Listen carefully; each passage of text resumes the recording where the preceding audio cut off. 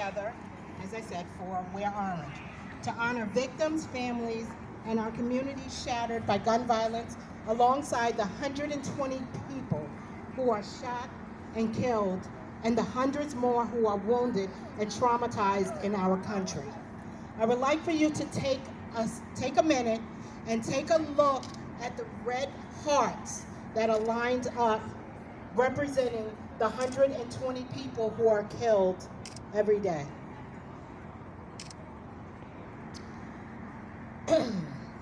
Only when we understand the broader causes and effects of gun violence in our communities and across our nation can we truly see the path forward and the need for change and action in our communities. As you can see, we are joined by numerous community partners who provide services and support to and for our communities. Please take the time to visit the table and see what services they provide and offer. There are a lot of resources. A lot of times I hear that there are no services that are provided in our communities. As you can see, all of these tables with all of these beautiful people wearing orange are here to serve our communities. So please take the time to visit each table and find out what services they provide. I would like to name our community partners who are here with us now.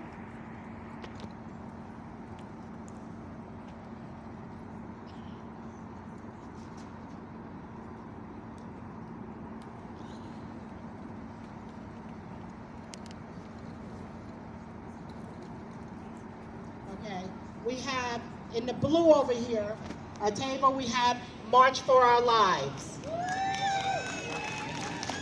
Okay, the table next to them up under the blue tent, you have Snug. Right behind them, you have Roosevelt. It's EOC. It's EOC from Roosevelt, Freeport, Port Washington, Glen Cove, and Rockville Center. I'll just name all of them. Okay? Choice for All is the table next to EOC.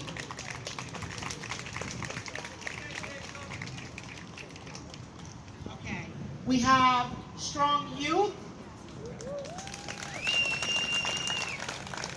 Over here to the left in the back, we have Moms Demand Action. Life After Loss, Andre. And Nassau County Office of Life After Loss is Nassau County Office of Crime Victim Advocates. And next to them is a part of Moms Demand Action. Their organization is called Be Smart. Next to them is New York Against Gun Violence. And we have Northwell Health next to them.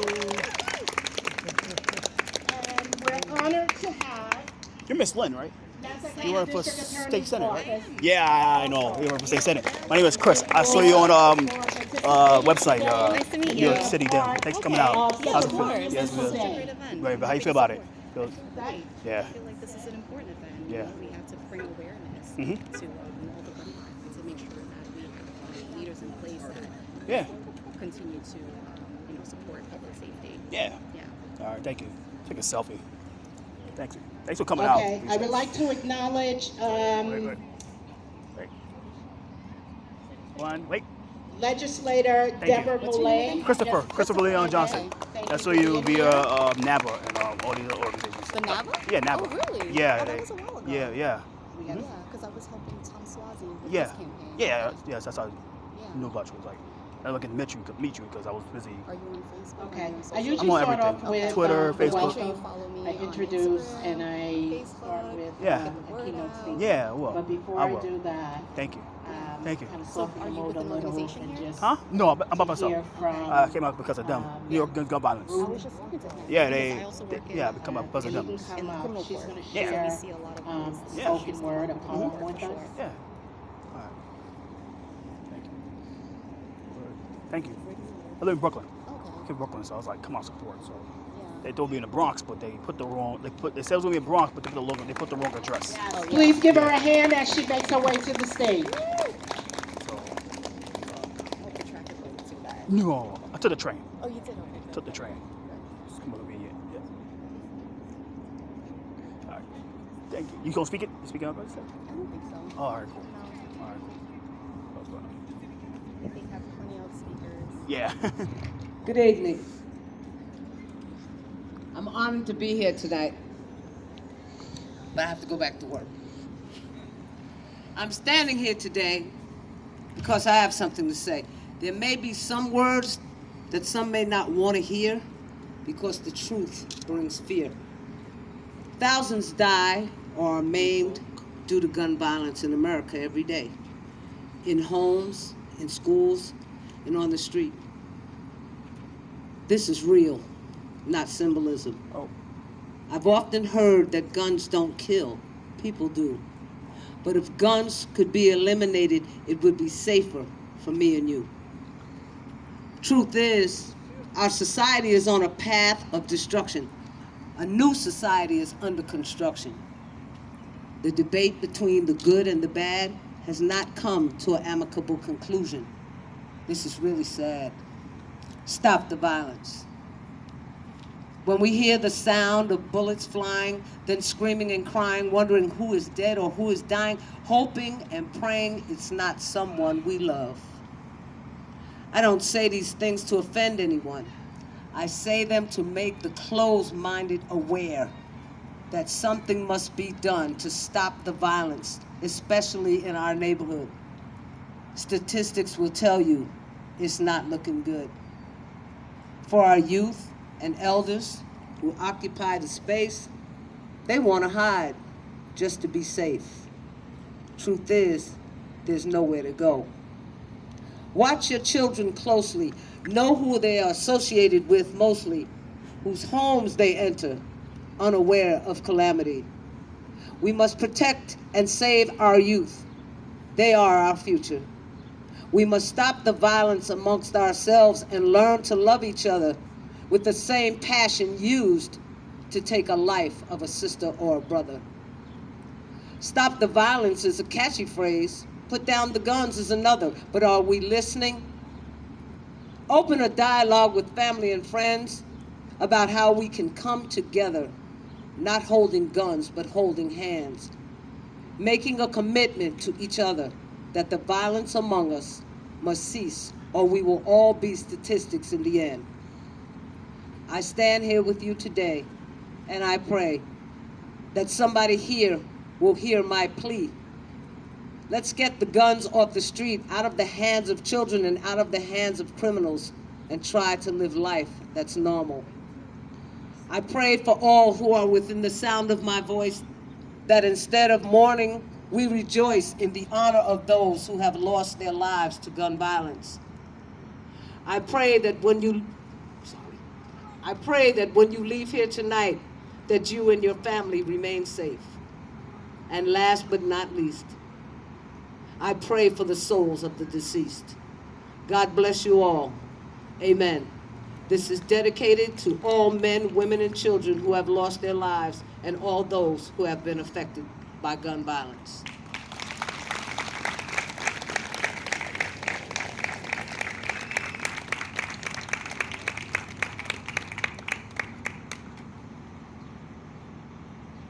Please give her another round of applause. The words are so true and impactful. Thank you again, Ruth.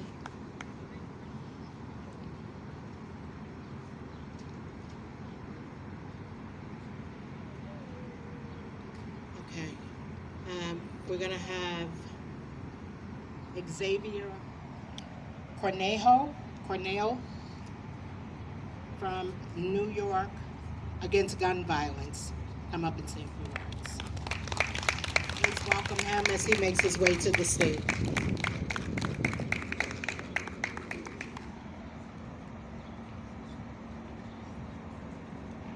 Hey everyone. Like I said, I'm Xavier. Americans Against Gun Violence. Hey, everyone hear me? Great. Okay. I'll promise to be loud and clear. So I'm Xavier with New Yorkers Against Gun Violence. To start off, I'd like to really thank Life After Loss Andre for giving me the opportunity to speak to you all today. This is a really important day, not just because of its relationship to my work, but because of its relationship to me personally. So I'm here today, not only as a social worker, but as a survivor of gun violence. As a young teenager at my first house party, I unfortunately watched a young boy's life be taken away. And it was a moment that completely changed my life. And I've looked for ways, big and small, to honor Christopher. And it's led me to ask some hard questions about what I needed as a young person at that time. So after years of processing and the hard work that I'm sure so many of people in this space have been doing, I know that I needed resources, and I know that I needed community. So as a social worker with New Yorkers Against Gun Violence, I support people who have been impacted by all crimes in New York State, connecting them with resources such as mental health, such as physical health, and also connections to victims' compensation. And while my lived experience doesn't mean that I know everyone's story, it means that I have my own place to start to understand. So with that, I want to say I appreciate this moment for survivors, people who have been impacted in this community to join, to learn about what resources are out here, and most importantly, to have space in a place that is without fear and without shame. We all deserve the space to, to be with people who take care, and people who are actually fighting for us. So with that, I hope we go forward to challenge gun violence and to end it ultimately. Thank you.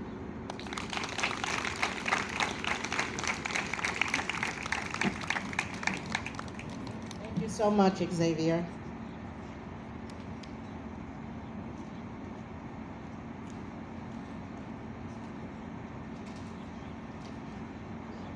At this time, I'm going to introduce our keynote speaker. I'm going to give you a little introduction.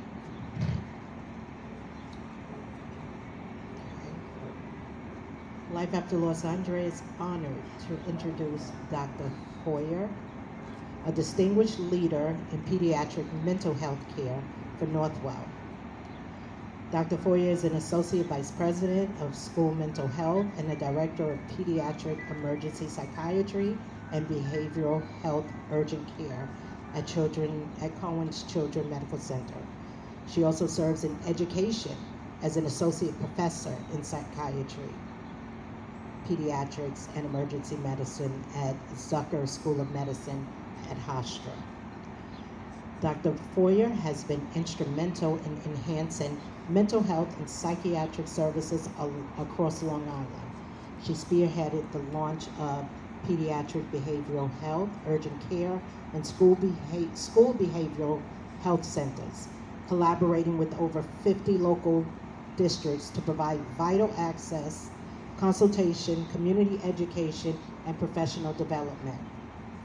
Her dedication to improving emergency care and youth mental health access, along with her national leadership in developing care standards for pediatric crisis behavioral health, make her contributions invaluable to our community.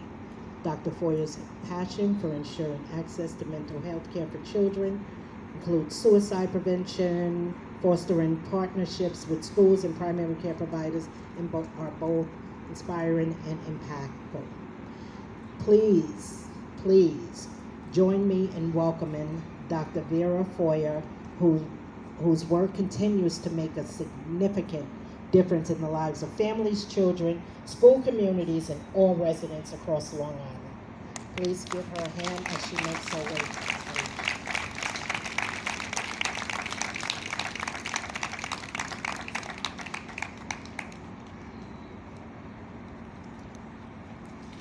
Thank you so much for the nice introduction, and thank you for having me, and thank you you so much, everybody, for spending time and gathering here today to address an issue that is both urgent and deeply personal to many of us, and that is gun violence. And as a child and adolescent psychiatrist, I'm here to also focus on how this impacts youth mental health, and why, to me, other than many other ways that this impacts our community, it is a really pressing public health issue, and that is how we at Northwell approach this problem. So this is a topic that demands our attention, our unwavering commitment, and our collective action, because only together will we be able to impact on this problem. So every day we are confronted with headlines that tell a grim story, and many of you here have personal experiences with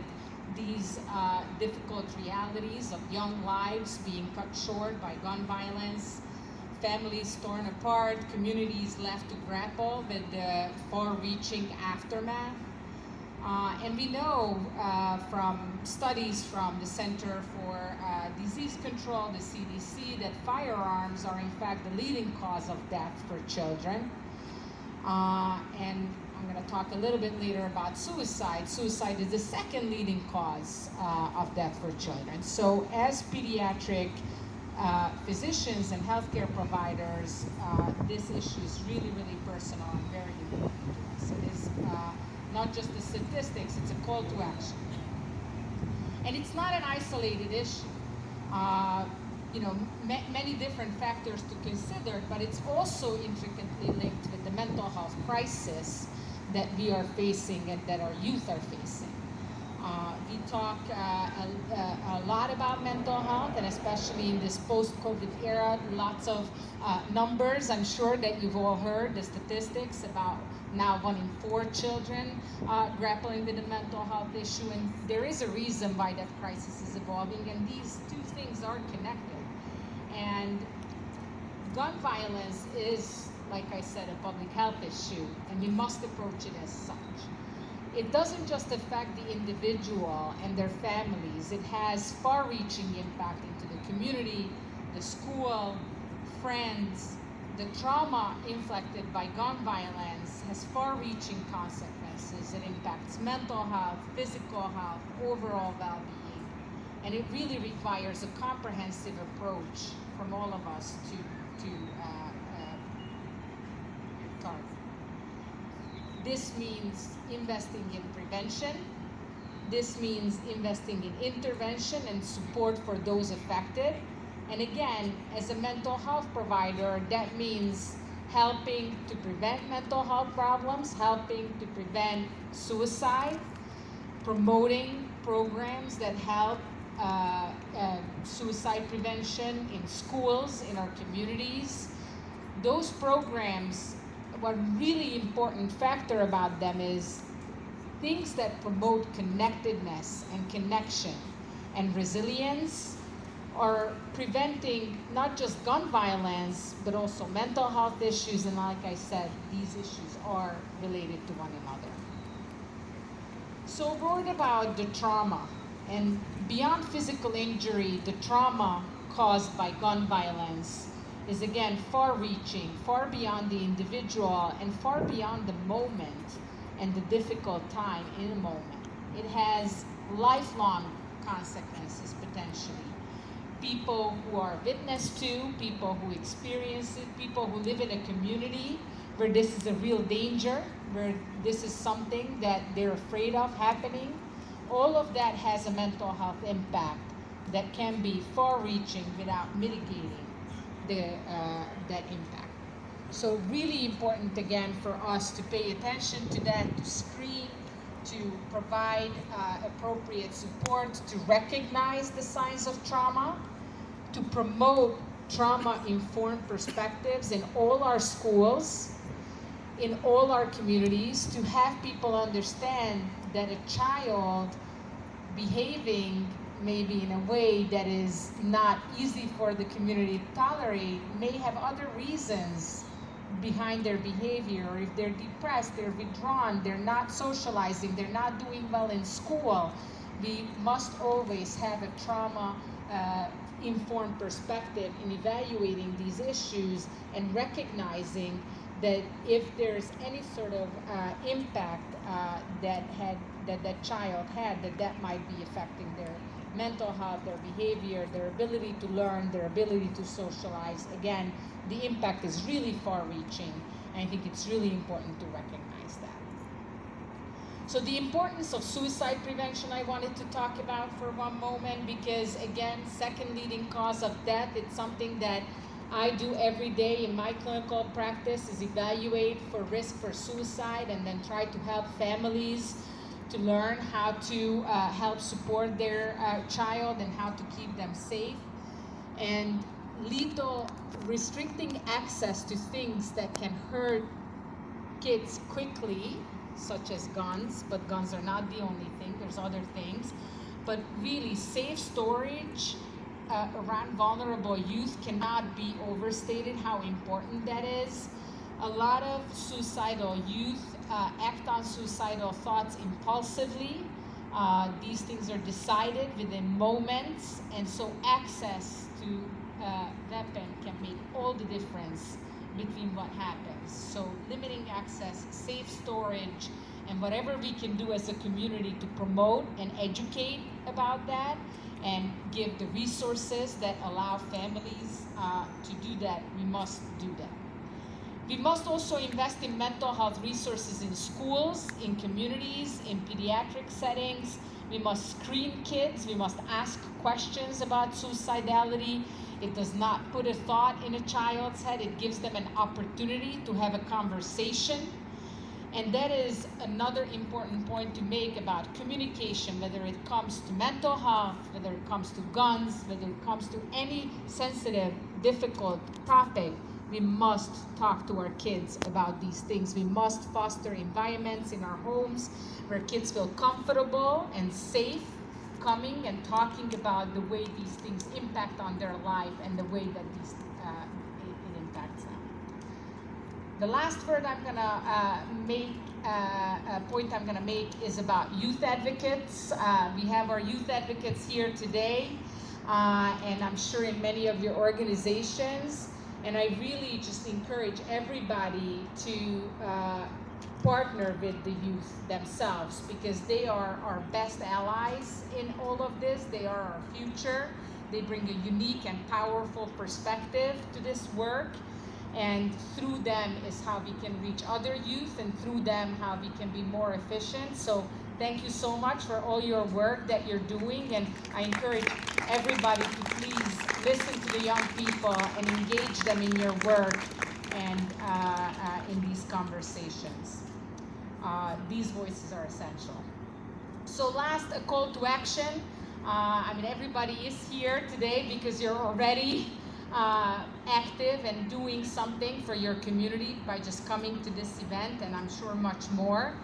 But again, advocating for safe storage, investing for mental health, supporting youth-led initiatives, and supporting community programs that foster resilience and help families with tangible things that they need help with are all the ways that we as communities can get together, band together, and have a chance to combat this really complex and far-reaching problem.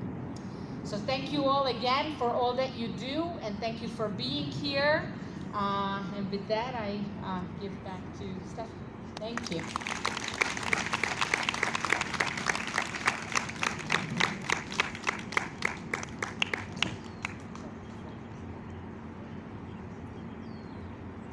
Okay, a round of applause again for Dr. Foyer. Thank you so much for taking time out of your schedule. As she mentioned, our next speakers, March for Our Lives. This is an organization of seniors. This organization is youth. It was born out of a tragic school shooting. March for Our Lives is a courageous youth-led movement dedicated to promoting civic engagement, education, and direct action by youth to eliminate the epidemic of gun violence. Excuse me.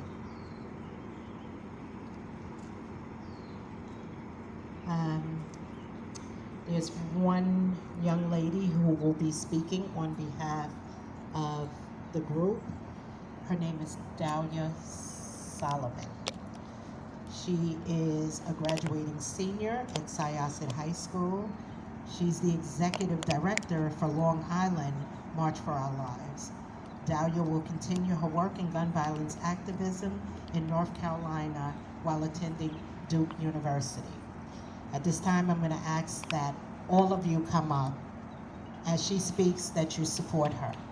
Please give them a round of applause as they approach the stage.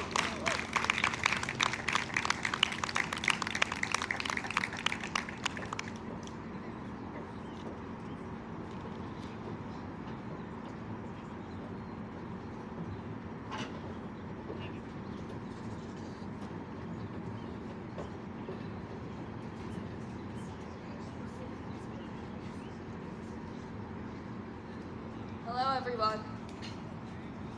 A booming voice, assumingly the voice of the principal, rippled through the hallways of my elementary school. Her words remained stamped into my memory. The 5 o'clock meeting is canceled.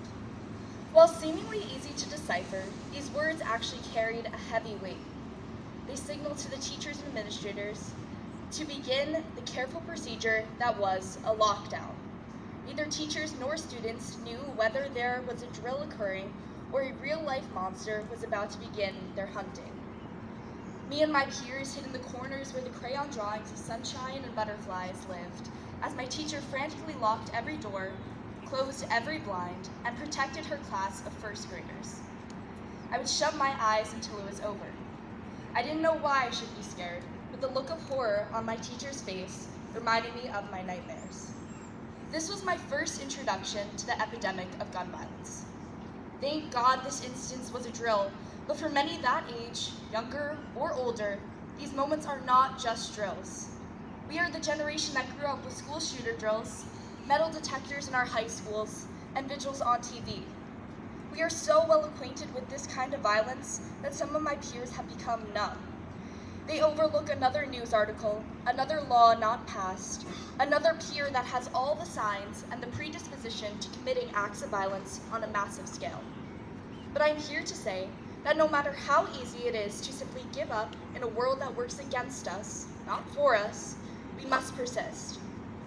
While I could give you a list of statistics all supporting some of the ideas discussed today, instead I want to highlight the work of our youth right here on Long Island by celebrating my group, March for Our Lives Long Island.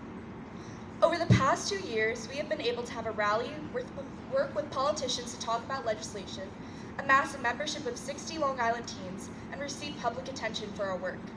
This year, however, we have been spearheading the campaign against armed guards in at least 20 Long Island high schools. Armed guards in schools have shown to only increase the chances of violence in schools, as data has shown us. Armed guards are just a band-aid solution that feels right, but at the end of the day, weapons do not solve weapons.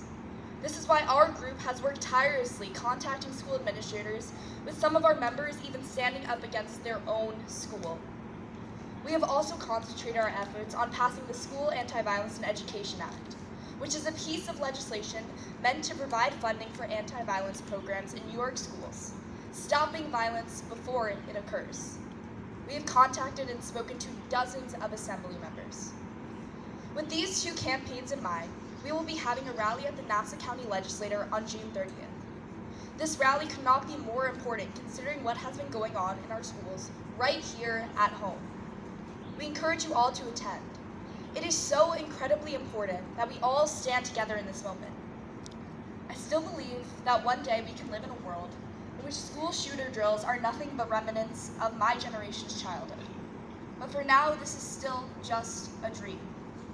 Thank you for all that you do in making the possibility of this dream coming true more and more likely. Thank you.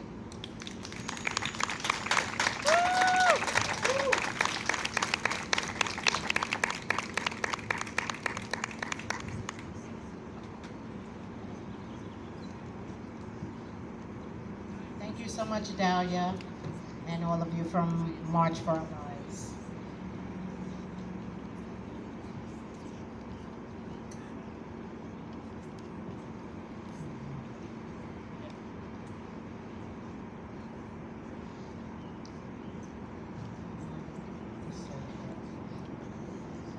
Okay, before I bring Strong up,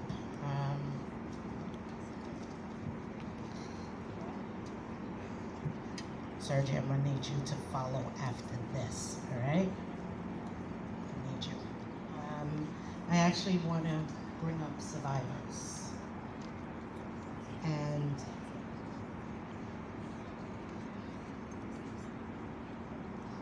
I'm gonna start with Deanna, okay? We have a few, we actually have 2 survivors who will be coming up and speaking. One who was impacted by suicide, and a mom who lost her son. So I want to have them speak before I have Sergio come up and speak. All right, Sergio? Okay, please, this is Deanna I'm going to say Curry. I keep calling her Curry. Hi everyone. There we go. Hello, my name is Deanna Drury. I'm a Survivor Fellow with the Everytown Survivor Network, and I'm Deputy Chapter Lead for the New York State Moms Demand Action for Gun Sense in America. And I'm proud to be here with such a dedicated and inspirational group of people who understand the devastating toll of gun violence in our country and are channeling their pain into a call for change. This year, we once again unite in our call to end gun violence as we come together for Wear Orange. On January 21st, 2013, Hadia Pendleton marched in President Obama's second inaugural parade. 1 week later, Hadia was shot and killed on a playground in Chicago. Soon after this tragedy, Hadia's friends commemorated her life by wearing orange, her favorite color. On the first Friday of June, thousands of people nationwide wear the color orange to honor Hadia and the communities shattered by gun violence. Gun violence is so ingrained in our culture that I didn't realize until 3 years into this work that I personally had been affected by gun violence, a survivor. My Uncle Tom killed himself with a gun. It was over 30 years ago. He was back from the military, had a bad day, and he shot himself. The ripple effects from that momentary crisis continue to impact my family today. I asked myself, if he didn't have access to a gun, would he still be here? 90% of suicide attempts with a gun result in death, while only 4% are fatal without. My uncle wasn't the only victim of gun violence that day. Something in my mom and my family died with him. The stigma forces a silence that damages those left behind. After his death, his name became hush. We avoided talking about him and what happened. On his birthday every year, my mom quietly mourns her baby brother, alone. The shame and taboo of suicide keeps her from sharing her pain and letting us support her. Instead, she turned to alcohol. 7 years ago, I got a late night call from Mom, incoherent, saying goodbye. We got to her in time, and she got the help she needed. And I'm grateful that on her bad day, she did not have access to a gun. We're a nation of gun violence survivors. 59% of Americans have experienced or lost loved ones to gun violence. Centuries of systemic racism and discriminatory policies continue to fuel gun violence, serving as obstacles for building resiliency and safety in Black communities, resulting in a disproportionate impact. 71% of Black adults have experienced or lost loved ones due to gun violence. The impact of every instance of gun violence can be felt for generations. As incidents of gun violence have grown, so too has this movement to stop it. We're on our 4th year of partnering with Life After Los Andre to create this beautiful and impactful Wear Orange event. It is such a gift to have met Stephanie and George and to have the opportunity to get to know so many of you who are leading the gun violence prevention work in your communities and inspiring future generations of change makers. Together, we can end gun violence. And now, I am going to call up Jimmy, because it's Stephanie's birthday, and we need Stephanie to come over here too. Where are you? Her birthday was a few days ago. Woo! And Stephanie, you have to come up. Where'd you go? Oh, there she is. All right, everybody, you want to sing to her, right? Okay. 1, 2, 3. Happy birthday to you. Happy birthday to you. Happy birthday, dear Stephanie. Happy birthday to you.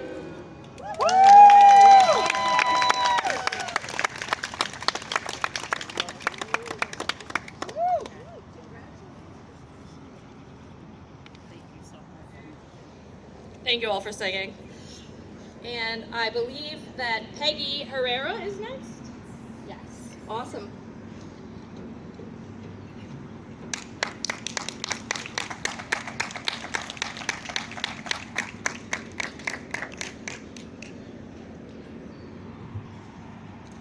Hello everyone, my name is Peggy Herrera. It's beautiful to see everyone out here today. Orange is such a beautiful color. It's sad that we're using it to represent our babies. I want to start, most importantly, by taking a moment of silence for all of our loved ones. So let's take a moment, please.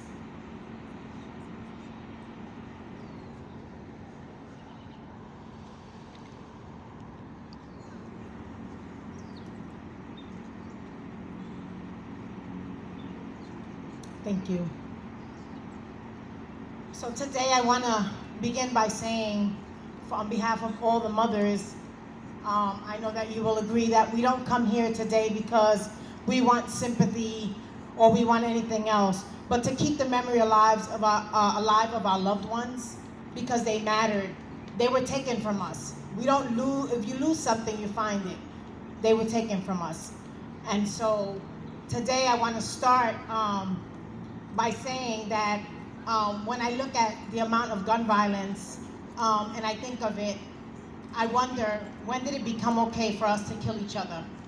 When did it become okay for us to pick up a gun and use that as a coping skill and take someone else's life?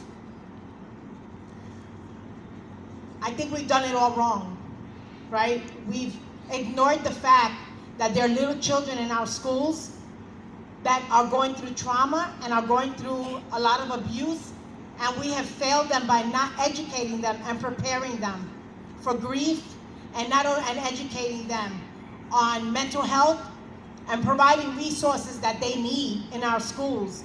We wait for them to become teenagers or preteens before we actually want to do something for them, and then they go out because they don't know how to cope and they commit this crime against another person in their own community. So I think in some part, our system has failed us. They failed to provide mental health resources. As a mother of a child who struggled with mental health, I understand that mental health needs to be addressed in our schools. We talk about crime.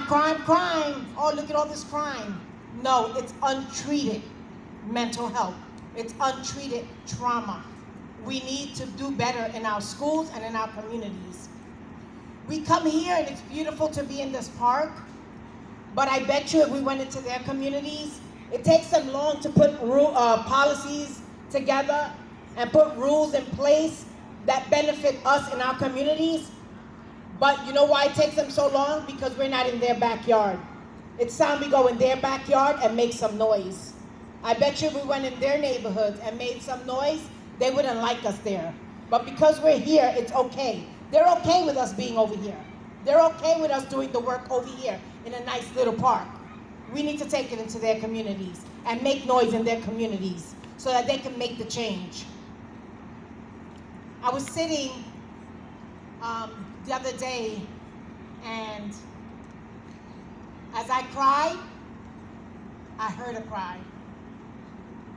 Then I heard another cry. I heard the cry of another mother. I heard a cry of a lot of mothers. There's a cry in our communities. but they're not hearing it. They can't hear it, right? Us closer to the problem, closer to the solution. It's the cry to ask why. Why? No one can comfort that. Yesterday, to me, July 2nd, 2022, my little man, Justin Bayerga, was murdered at his 24th birthday party. He will forever be 24. Friday after he was pronounced dead, the Friday after, his fiancée, after 5 years, found out she was having a baby. Now, I lost my husband 19 years ago now to cancer. I watched my son's face. While I was his biggest hero at every event, he played sports, he played nationals in football. I was there for him all the way. I homeschooled. I did everything a mother is supposed to do. I did it right, I did it wrong, right? But then he was 16 and he wanted to go to school. And I saw the mental health. I saw it. And all they had in school for him was medication. No one to help him process what he was going through. And here I was fighting for my child. And he goes on his 24th birthday to celebrate his birthday party. And someone decides to come in and shoot up that birthday party. 4 people shot. He saves his friend's life and takes the shot. Normal, there's no more normal. There's no more normal. And so mothers, today, I want to say that even in the pain, our pain is a gift for someone else. We may not see that. In our pain, we don't see that. But we take this pain, these ashes, and we use it to go and help and save other lives. Let's go up to Albany. Let's go into their backyard and let's make some noise. It's time for us to make some noise.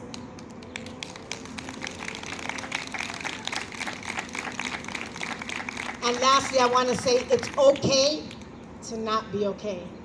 It's okay. Unfortunately, we become a part of a group we did not want to be a part of. And so today, I just want to end with a prayer. Father, we give you thanks, Lord. I thank you for every mother here, Lord. I thank you, Father God, because as mothers, we are hurting. We hurt. But in our pain, help us to take this pain and use it for purpose.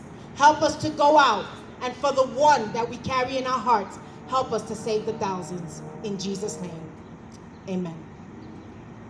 Thank you.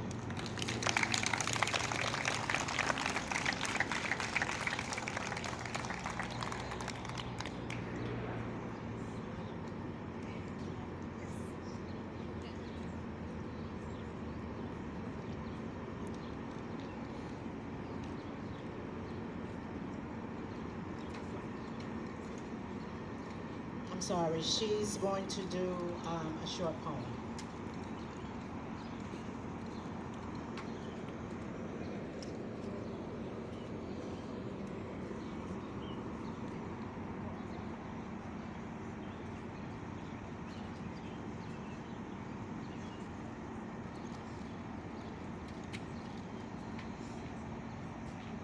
Okay, while she's looking for that, I'm gonna ask the founder of Strong Youth, Mr. Sergio, to please come up.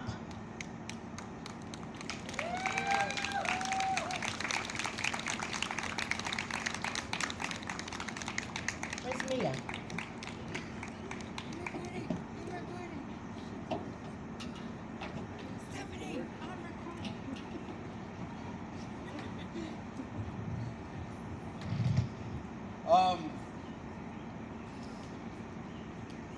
I am reminded of what it was like 24 years ago to embark on a mission. The mission was simple.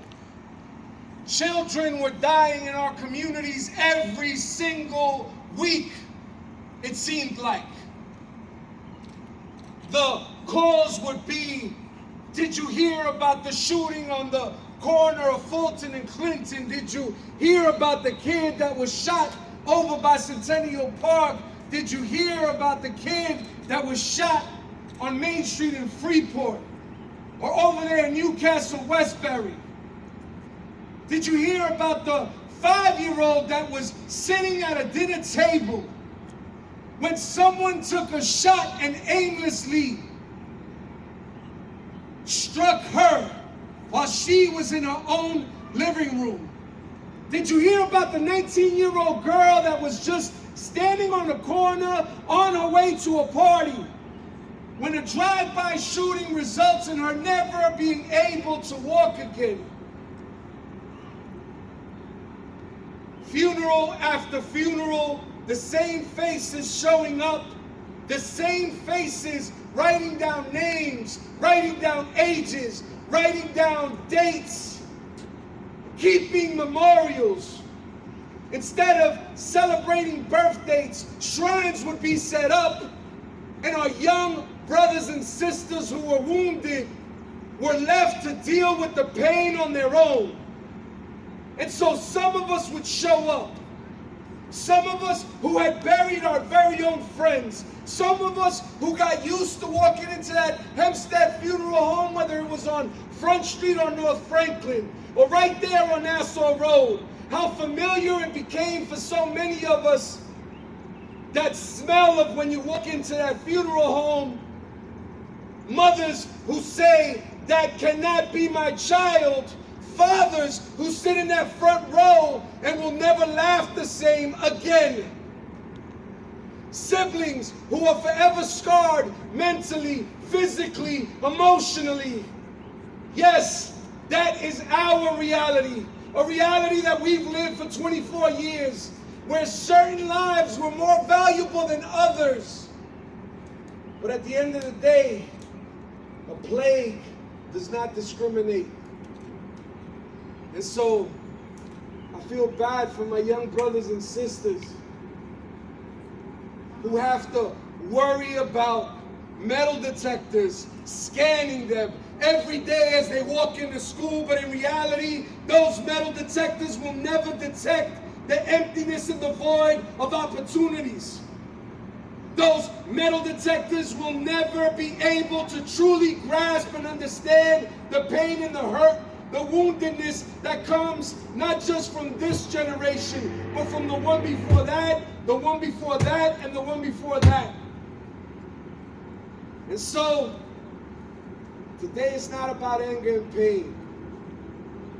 Today it's about acknowledging the fact that one of my students who had so much potential and opportunity never made it home.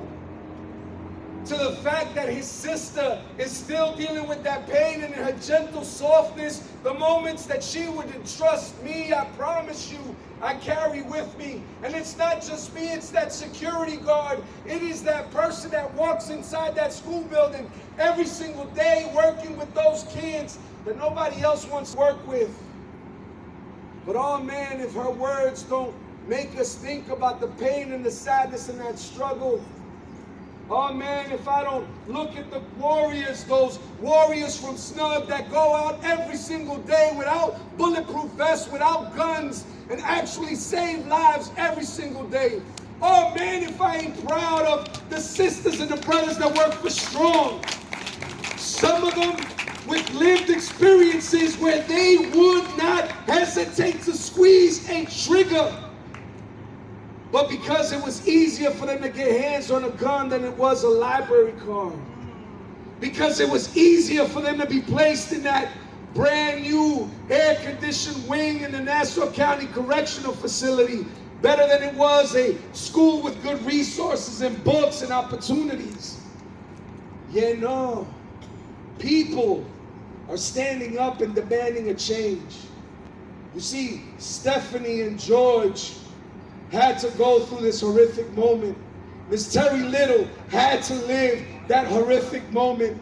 Miss Jackie Ochoa had to go through that horrific moment, but I can guarantee you that the guardian angels that we have up in the heavens that are looking down upon us now are rejoicing, because regardless of those demographics, regardless of the segregation that Long Island was founded on, we are breaking down barriers.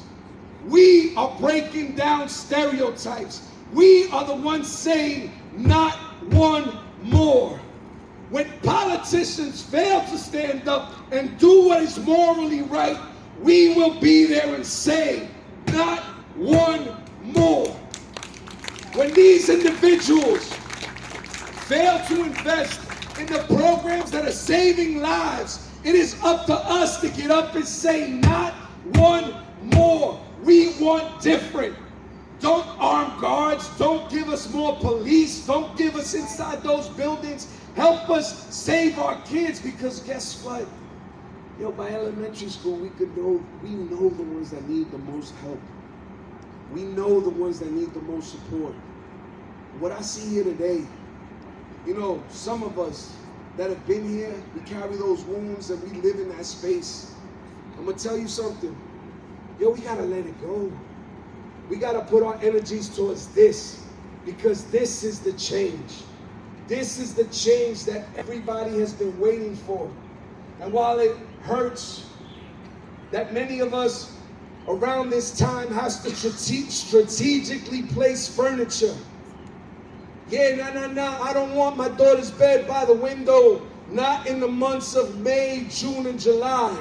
No, my kids can't go to that park, because guess what?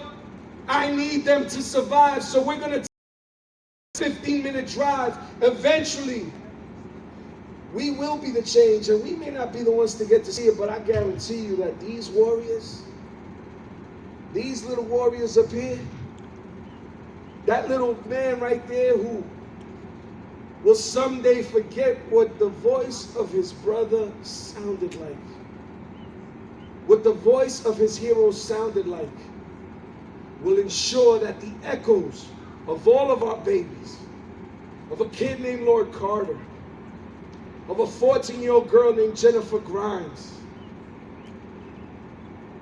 and I could go on and on with those names, but not one more. And it is because you are here today. And I'm going to tell you guys something. Next year, we got to do something different. We got to start planning on this. Our sister Steph and our brother George need our help. We need to start planning this in March. We need to start knocking on doors and making sure we bring everybody out. We need to register people to vote. We need to make sure that we run our own candidates. I'm ready to run one of these youngins for office, because that is the only thing that is going to change our communities. My beautiful people, you have no idea how phenomenal you are. The world will be different, and it has to do with the fact that you are here today. I'm going to end it like I always do. It's not your community, it's not my community, it's our community. If we don't take care of it, who will? Remember that all our kids are destined for greatness. They just arrive at different times. We're the ones that have to let them soar and make sure they land that plane. Thank you. God bless. Praise God.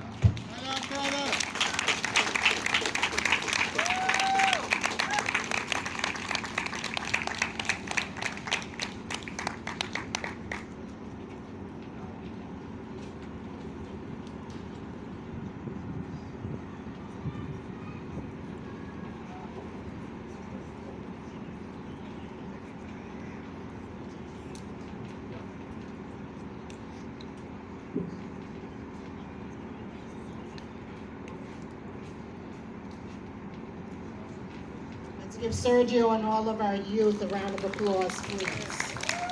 Thank you, Sergio, for those powerful words. At this time, I'm going to have Matthew Harris, the project manager of SNUG, to come up with his team.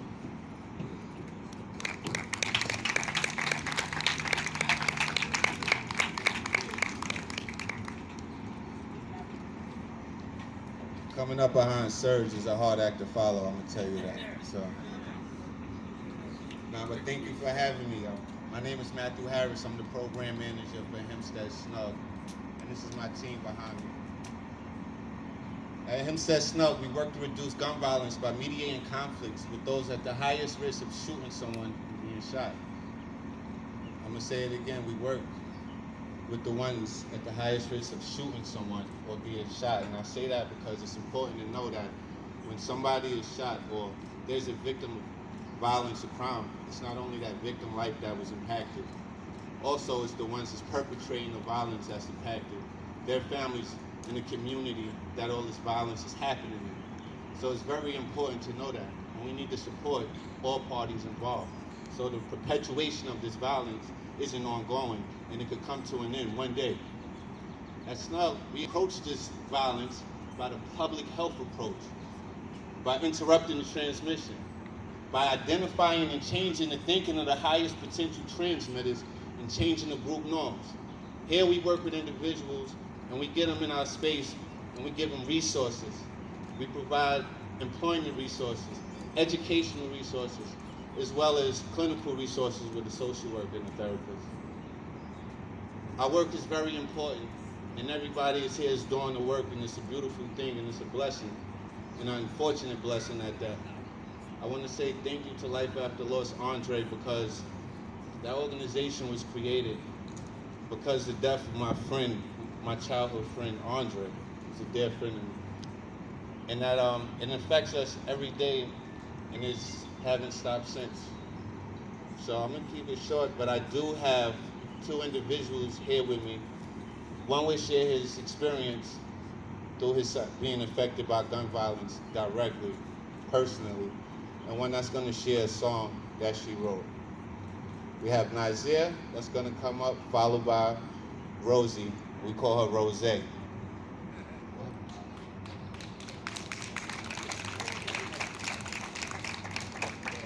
Hi.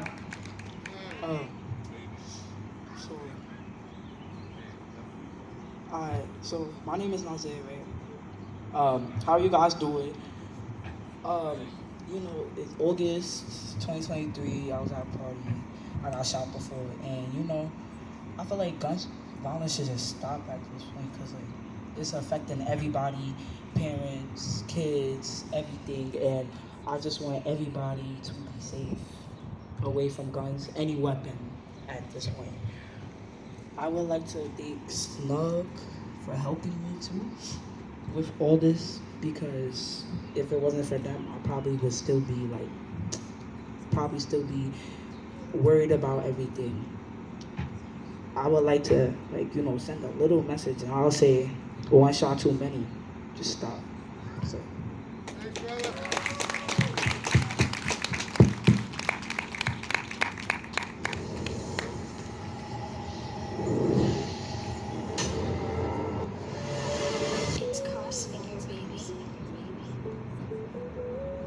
Rose, look. It's costing you, baby. BeatStars.com.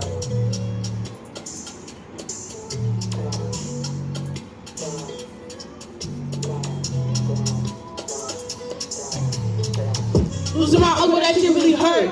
The pain, I feel it the worst. Losing my brother too, having to see that shit on the news. The pain really just hurt. My brother on a t-shirt, my uncle in the ground. Now you really know now how I really feel. Crying every day. See the pain in my face, you see the pain in my eyes. Every day I cry, I be wondering why. Is it safe to go outside? Cause every day I cry. I wanna know, is it safe? Cause every day I'm going outside, I don't even feel safe. I don't know what to do. People know that I'm sitting in the booth. Let me tell you the truth. Yeah, I'm missing my brother and my uncle too. That's why I'm up in the booth. I ain't telling no lies. Every day I cry. I be wondering why. Is it safe to go outside? Miss my uncle and brother. I wanna know, is it safe? His mom saying not safe. Why? With therapy every day, and it shit going through my brain. It ain't safe with a gun. I was done to play with a gun. Yeah, I'm dumb. I lost a brother to a gun. Now I'm crying. Tears running down my face. Wondering, is it safe? Cause I don't even feel safe. Damn, tears running down my face. I don't even feel safe. Kids dying every day. They mom say it's not safe. Stop playing with them guns. We don't need a shooting every day. Living in Hempstead, make it a safer place. Throw them guns away. Make it a safer place. Kids dying every day. They mom say it's not safe. Feel safe. And it was when people have big guns. I don't know if it's safe in the crib. Joshua got shot. He was only 15, and Hector got shot. He was only 19. Kids dying every day. They mom say it's not safe. Living in Hempstead, making a safer place. Innocents die every day. Just put them guns away. Who else gotta get shot? But it'll be a safer place. I lost a brother to a gun. You see the pain it could cause? Every day y'all cry. I be wondering why I had to be here. If it wasn't no guns, my brother would still be here. And all the innocents that died, they would still be alive. Kids dying every day. They mom say it's not safe. Make it a safer place. Damn.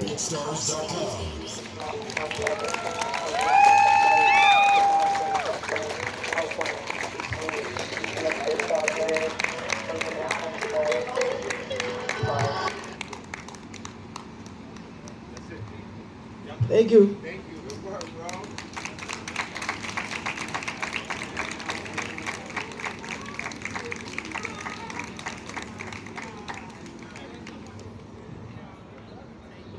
Okay, thank you. So unfortunate that our youth have to make songs like that.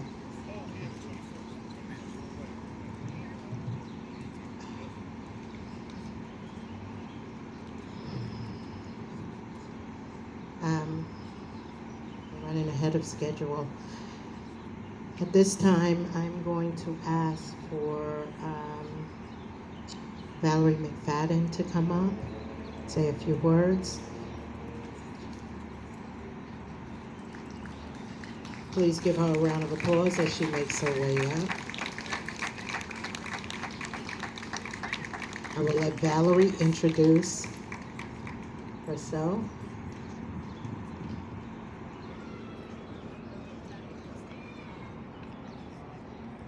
She has been a strong advocate for over 20 years. So it's always a privilege to have her join us on these events.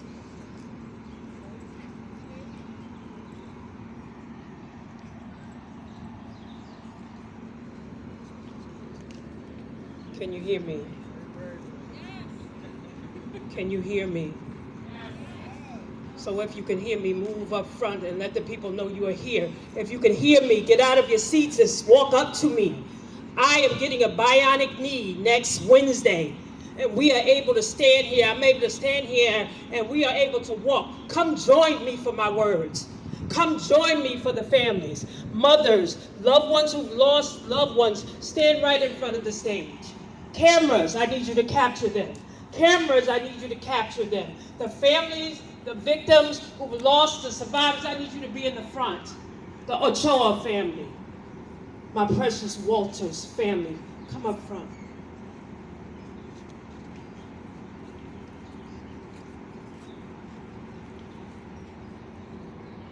Come up front, ladies, my mothers, come up front. Miss Drain, Andre's parents, come up front. Victims with bullets in them, come up front. You see what's happening here right now? Look how people are moving.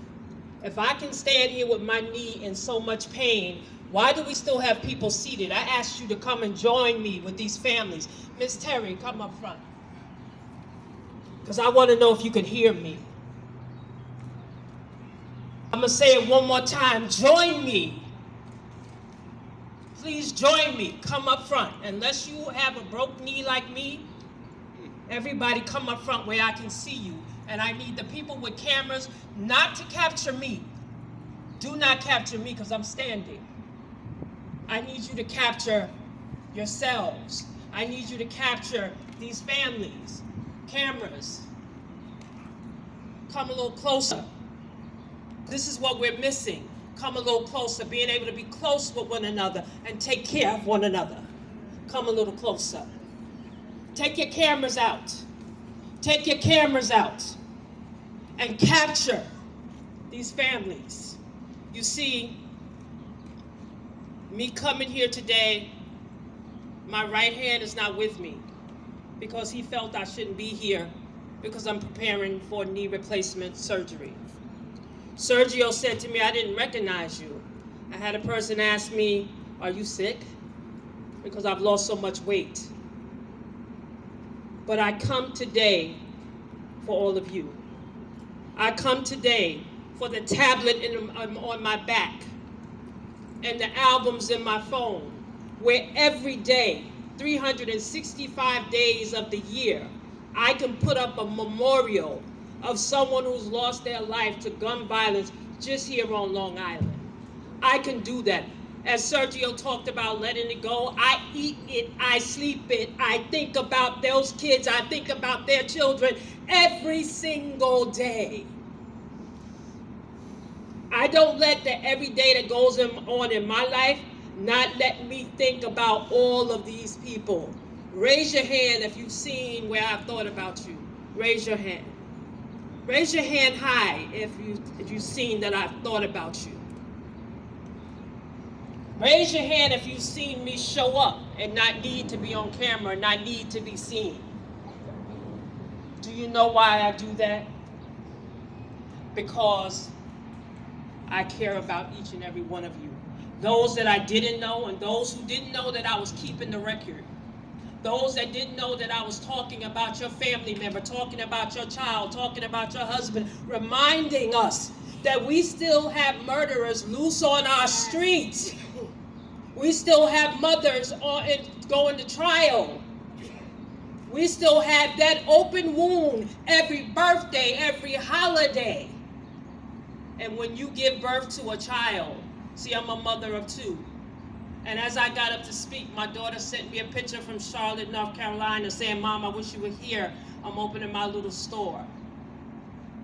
And I know how that feels as a mother to hear from my children every day. And if I didn't hear from them, what would that feel like? Well, it feels like when I think about Walter and when Walter's mother didn't recognize who I was, and I look into her eyes and see the pain. See, I remember when Walter was in the hospital from being in a car accident on the Meadowbrook Parkway and me running to the hospital and going to the home and making sure he's all right. I also made sure he graduated from Uniondale High School in 2020 and filmed it. He wrote the first book for my granddaughter, which we still have.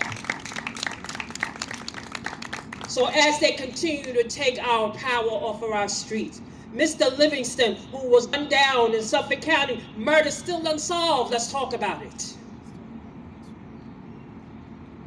We have got to come together. The reason I kept asking everybody to move together, because we move in pieces.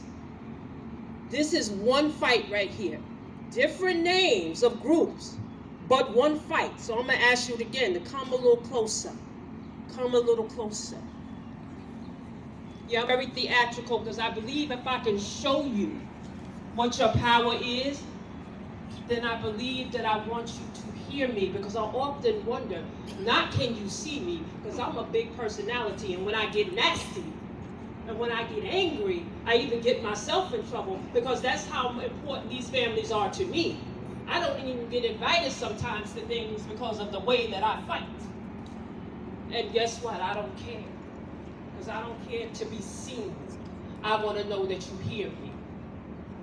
I want to know that you know that Greenfield Cemetery is almost filled.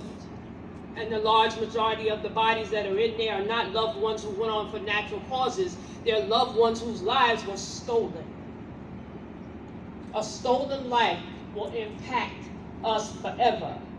When Sergio mentioned Lord Carter, his anniversary date of the date that he was gunned down in the community of Roosevelt, where we stand right now, is coming up. See, I can roll them all off in my head. And my husband often says, you've morphed into a different kind of monster, because how do you keep that in your head? But a lot of these babies were my babies. I work directly with them. Even today, as I stand here, I've lost 2 young people that I worked closely with in my career, Rasan Rice, Natural Causes, and Dominique Lee. But I still stand here today in my sadness, in my fear of having a total knee replacement, being a mother trying to figure it out, and wondering what will happen if my knee doesn't heal right and can't be out here to help our young people who are in possession of guns right now. If we look at Suffolk County, we've had multiple shootings and deaths in the last 4 months. But you know what's sad? We got more noise about the cricket competition than we have about the loss of life. We got more security for the cricket competition than we have to save lives. For 10 days, 12 days, they thought that was more important than every day here on Long Island. So as you come together in your different organizations, I want to ask you again, can you hear me? Yes. You see what I mean by not hearing and working in pieces? I'm going to ask you again, can you hear me? Yes. I'm going to ask you again, can you hear me? Yes. Not can you see me, can you hear me? Yes. Can you see these families though? Yes. That's what I want to know. Can you see them? Yes. Look in their eyes. Somebody tell me what you see. Sergio, tell me what you see, please. Sergio, tell me what you see, please. I'm talking to you. Tell me what you see. Speak loud, because I know your voice is loud. I see the future. No, right here. What do you see? I see hurt, I see pain, but I see opportunity for a brighter future. You see how we have 2 things going on? See, when I met that young man, he was speaking at Nassau Community College regarding Hakeem Comey, who grew up with my son, stayed in my living room, ate, and he was turned his life around and doing all the right things.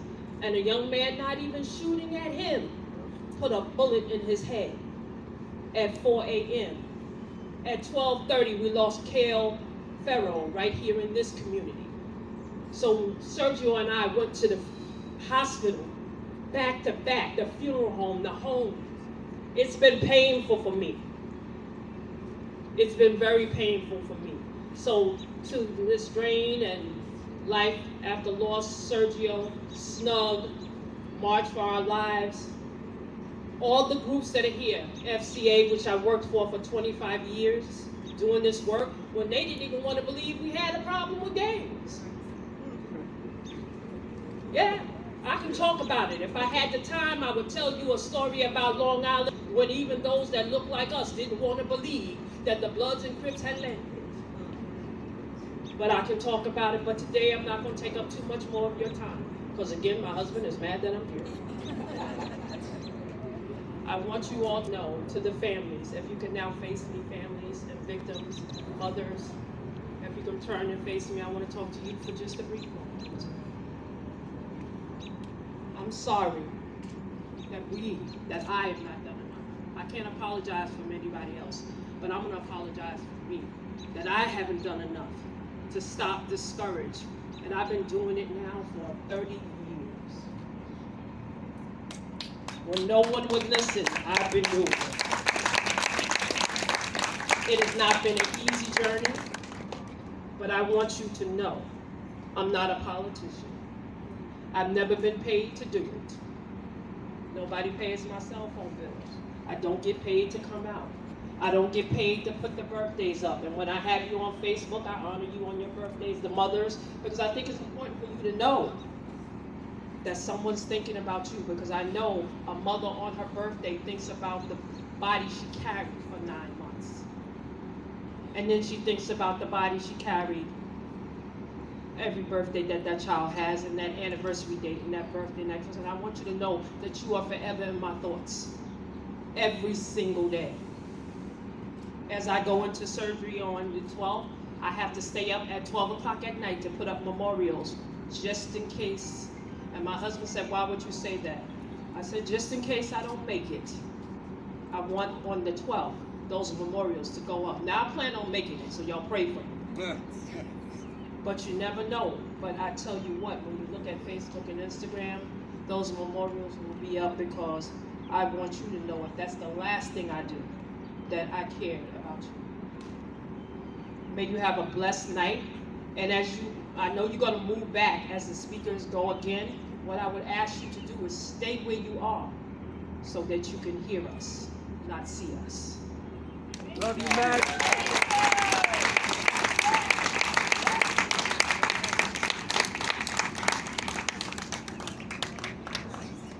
Thank you again. That's Valerie McFadden.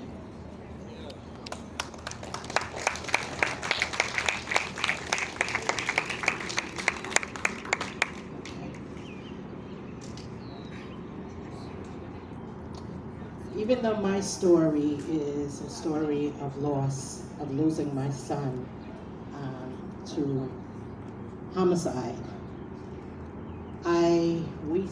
George and I started Life After Loss for families who have lost to gun violence or to senseless violence, not just gun violence, but also to raise awareness, events like this, National Remembrance Day, but also to advocate and to speak out about the trauma that our communities face with gun violence, with violence. And it's traumatic for those who are injured and wounded due to gun violence, for the families who have to endure the pain of being traumatized by gun violence. I thought it was important that this morning, George and I had the opportunity to go to Northwell Hospital, and we have been collaborating, working with Northwell and the work that they do, speaking out against gun violence and everything that they do. But Gina Marie and the whole Northwell team puts a lot of effort, and every organization here know that this is an important event. It's important not just this day, but every day to speak out and speak loud about the trauma that we face in our communities, but also across the nation with gun violence. So Wear Orange focuses on gun violence, but I always like to mention that the senseless crime and homicide, everything that we're facing in our communities, we can say enough is enough. I have a speaker, his name is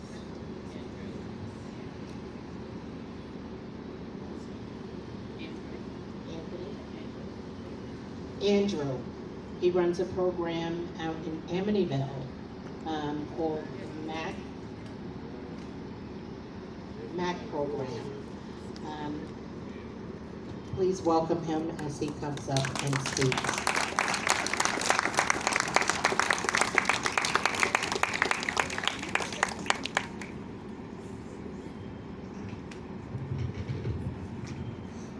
How's everybody doing out there today? I want y'all to give Miss Stephanie a hand for putting this together. Please, man, a big round of applause.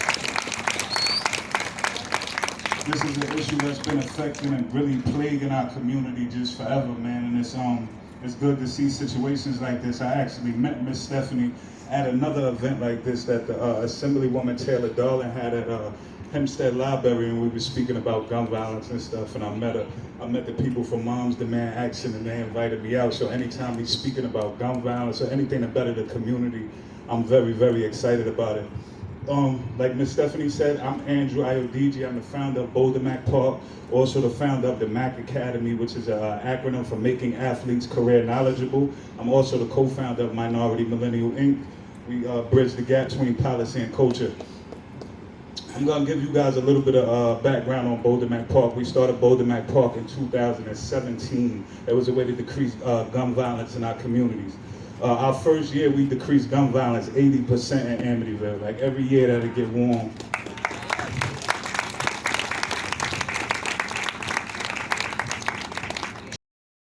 Year that it gets warm, it's always a shooting. Killed, unfortunately, so I really wanted to change the narrative. I played basketball, I played for Amityville High School. I was fortunate enough to receive a scholarship. I went to Columbia State Community College for 2 years. I left there. I went to Cumberland University, where I graduated with my bachelor's in health and PE, fitness and wellness with a teaching license in the state of Tennessee. But my main focus now is really pouring back into the youth back here in Long Island. I've been really pushing the narrative, of really changing the narrative for young black men, giving them really something to look up to. It's really challenging times for them. They're facing a lot of identity issues. They're facing a lot of financial strife. Their social media makes just the environment that much more aggressive, man. It was pressure on me when I was going to school to look good, but it's just a pressure on them now. Just to look good every second of the day, who got the best this, who got the best that. So it's just applying a different type of pressure. So I want the older generation to kind of understand how that pressure. I'm 35 now, so the pressure that these kids got just from the outside is just different, man. So this is just all, you know, overlapping into one thing. So it's just things that we got to tap into. But you know, gun violence is a major issue, man. I had personal losses myself. A few of my best friends have died from gun violence. So we just pushing the issue. We're going into our 8th year in Boulder Mac Park. We open up for our 8th year June 22nd. Amityville 3453 Great Neck Road, Boulder Mac Park.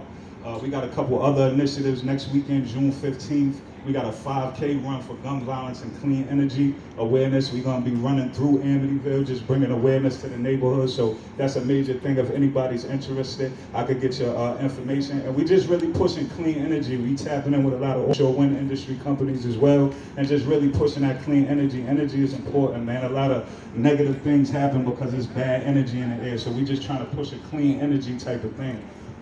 The MAC Academy, we going into that as well. That's an acronym for Making Athletes Career Knowledgeable. Like I said, it's a one-stop shop where student athletes could come get athletic training, but at the same time they get student athlete development, they get economic development, they get financial literacy, they get mental health evaluations. We tapping into civic education, like I said, with my civic association, really teaching our community the significance of politics. We think about the Donald Trump stuff going on, but these local elections really, really matter the most. So we really try to push that political agenda to our young kids right now. And it's just really important to hold your elected officials and the communities accountable. Most things happen with kids on idle time. We got these youth centers that's around here. Majority of them, speaking for my community, they're vacant. There's people just in there just really going in there collecting a check. So we got to really hold them accountable. Idle time is really the killer. When these kids don't really got nothing else to do, this is when they find games. This is when they resort to other things. So I think it's very, very important that we tap into that. I want to give a special shout out to Snug, Serge, and Rasmia. They doing great work. I've been tapping in with them. I got an opportunity to build with one of the, I don't know what Rich's position is, but I've been really working closely with Rich. We did a high school all-star game this year. It was called Shoot Hoops, Not Guns versus Suffolk. So we had the best players in Nassau come out. We had Rich come out and speak to the community and the kids just about this information for gun violence, because it's in all of our communities, and it's really affecting us, like she said. So we really got to tap in with the youth while they're younger. We really got to provide programming activities for them. Every second count. Idle time really destroys our kids. So we just really got to push the best foot forward. Ms. Stephanie, anytime you guys are having anything, Serge, anyone, I'm there. Gun violence is my passion. Community is my passion. And I just thank you again, Stephanie, for having me. Thank you, guys.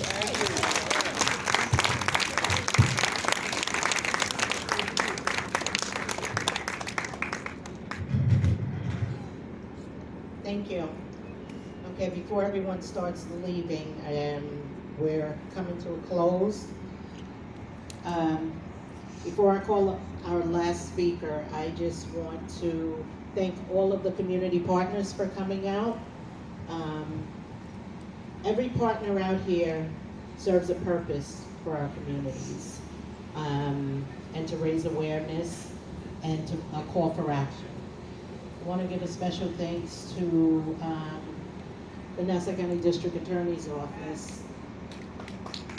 I have worked closely with the District Attorney's Office and Nassau County Crime Victims Advocates Office.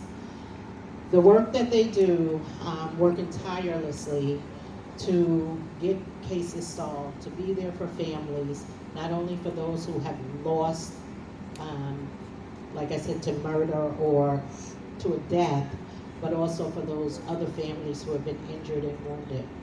So I would like for you all to please just give them a hand, please, for all of the work that you do. From the bottom of my heart, I appreciate everything and look forward to the continuous work of working with your agencies. To the families, my Life After Loss family, the mothers that have become family. Blood doesn't make you family.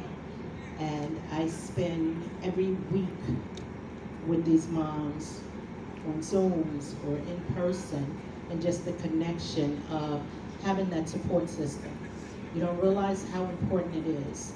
Never grieve or deal with trauma in silence.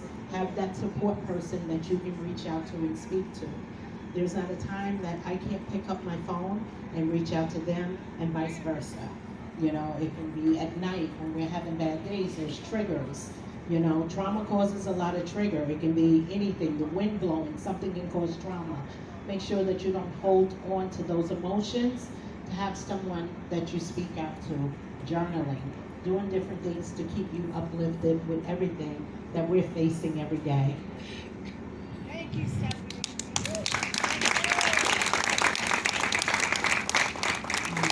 We're going to end with a spoken word, and I am going to ask Jamie Peeler to please come up, and we're going to end with spoken word. Please, please, please make sure that you receive resources and information from all of the tables and partners that came out to provide information and services. Again, thank you all for coming out, and we're going to end with LaQuania and Jamie. Good evening, everyone. So I'm here with my sister LaQuania Walker, who lost her son to gun violence years ago. So Stephanie has invited me to a few events to do spoken word. Bear with me, I'm coming off for 10 days. I wanted to be here because I can't miss this event for anything. So I wrote this poem, it's called 3, 2, 1. It just speaks about how life can be changed due to gun violence. So here we go, 3, 2, 1. Shots were fired, a car sped off, and a crowd of people scattered through the streets. Her first reaction was to run towards safety, but for some reason she could not move her feet. And into the distance, she saw faces slowly fade like a fast race against her perception. Heard a noise that sounded like someone screaming her name, coming from an unknown direction. And everything seemed to happen so quick, that's why she didn't have enough time to think. She was hit in a matter of seconds and fell to the ground faster than she could even blink. Tears ran down her cheeks as the pain settled in, and she laid there facing the sky. While each breath that she took lessened and her blood painted the streets, she begged God to not let her die. Because there were way too many things that she had yet to do before her time was up and before her life was through. Way too many places that she wanted to go and had not yet been. This way was not the way she thought she was. This moment was not exact. Because just 3 minutes ago, she was safe. She was fine in her own business. Was having the greatest of days, and now her great day would be ended. And just 2 minutes ago, she had no idea that a fight broke out from afar. And 1 minute later, she didn't know was reaching for a gun inside their car, with the intent to pull the trigger, making her the unintended victim of another senseless crime.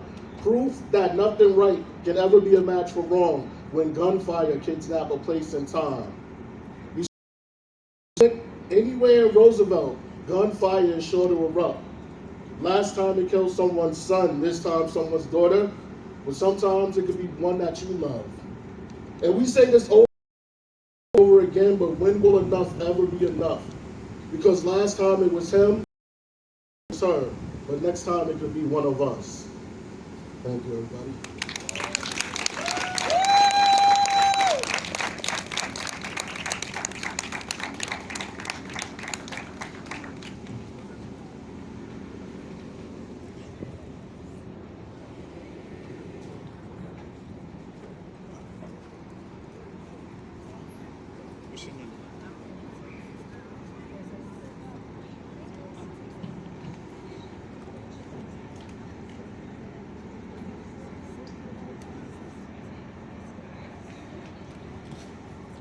guys, I was a little nervous earlier and I couldn't find the poem.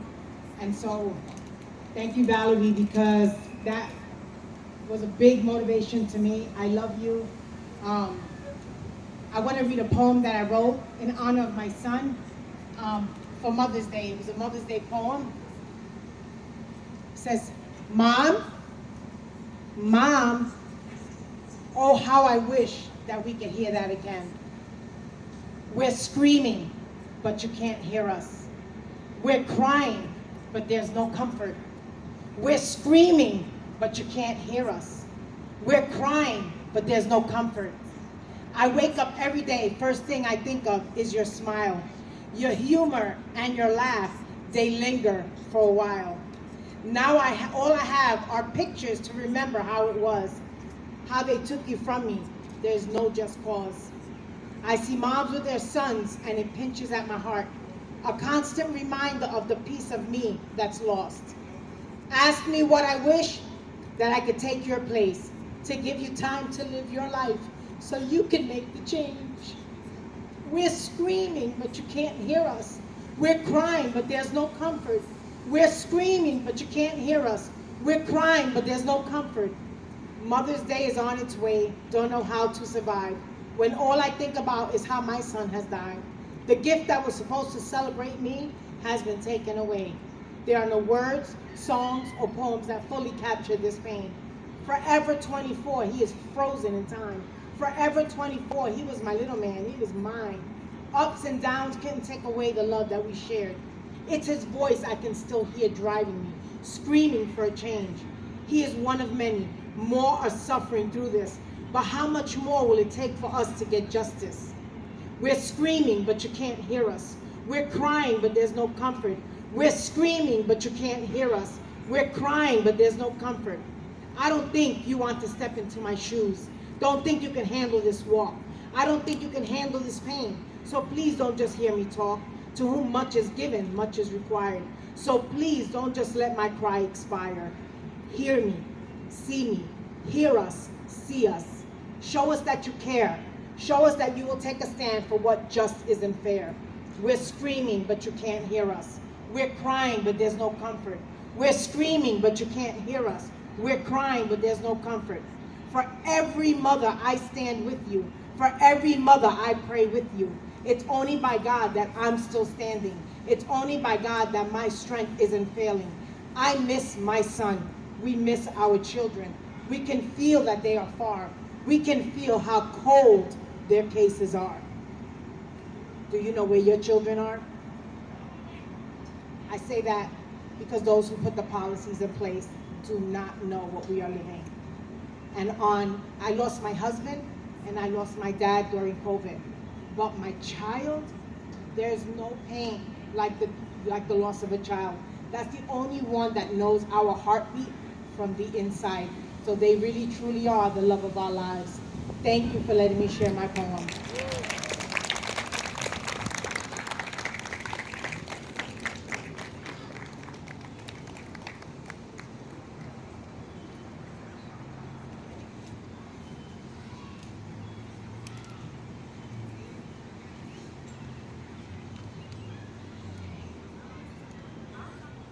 So that's it. It's over, guys.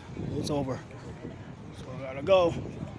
Gotta go on that Freeport train, 8:29. So take care. It's been good. See you on the 20 before this ends.